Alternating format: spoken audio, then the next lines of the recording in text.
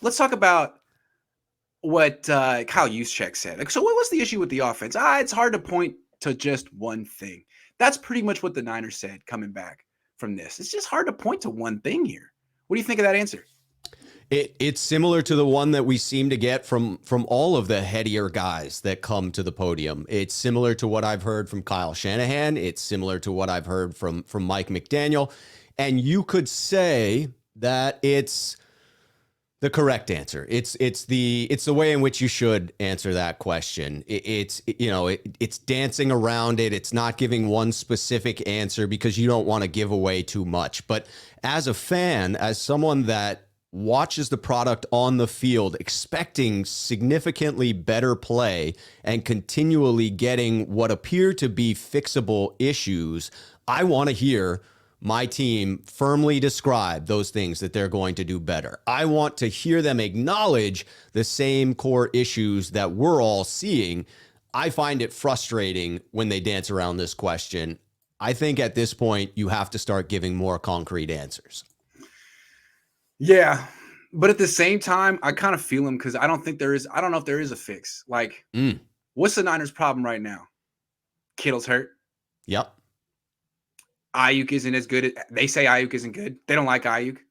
Kittle's hurt. They don't like Ayuk. Mostert's hurt. Jason Verrett's hurt. I mean, the roster that they constructed that was flawed is showing its flaws. And are they gonna is there some schematic fix that Kyle Shanahan can concoct in a bye week that makes up for the loss of Kittle and Mostert? I don't know. Maybe. Because right now their offense is Debo and that's it. Just Debo. There's only so much you can do with one guy on offense. And if they can't establish anyone else, not Ayuk, Dwelly, Sanu, anyone, I don't see, how do you fix that? How do you fix that? You make a trade. You could trade for Odell Beckham Jr. Sure. Someone could step up, but until that happens, I just think they're a really freaking flawed team. They were very dependent on Raheem Mostert and George Kittle, and they got 2 carries from Mostert, and they got 0 healthy games from George Kittle. Yeah. So we differ here in that I agree that they're entirely too reliant upon Kittle and Mostert, and probably rightfully so. When you have studs within your offense, you build your offense around those studs, and you hope that those studs stay healthy and produce for you. But I would say that I still believe this roster is talented enough. I still believe these issues are fixable midseason, and the ones that frustrate me are those that seem the easiest to address. Execution, the elimination of the stupid penalties that occur. And I'll give them some leeway for the fact that they switched from a statuesque quarterback to one that's completely mobile, and therefore many of the holding penalties that we saw were as a result of an offensive line that wasn't able to practice with that quarterback because of the faulty decisions that were made in preseason. But I still think that talent is there. And for me, that's the frustrating part, is that it needs to be about execution.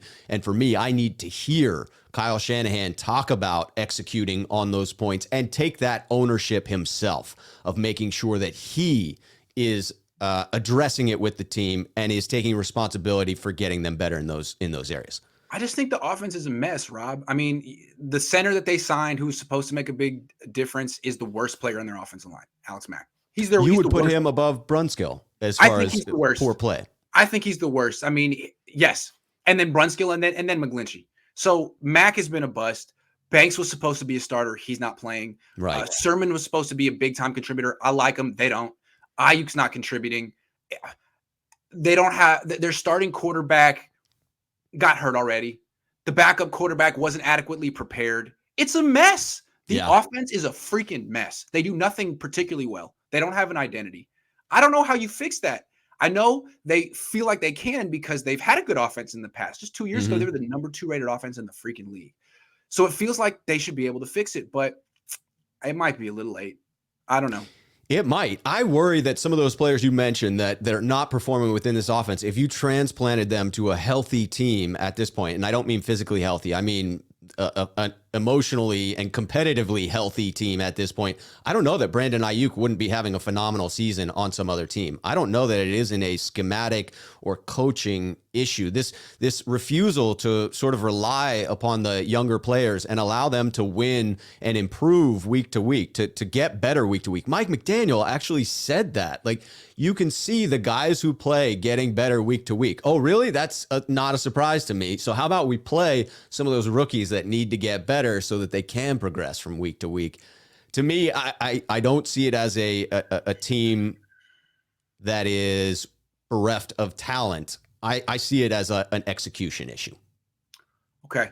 All right. I see it also as an injury issue. I mean, Kittle needs to be dominating, and Mostert's not coming back. But Kittle, I mean, from the blocking to the receiving, he's integral on every single play, and he's gone.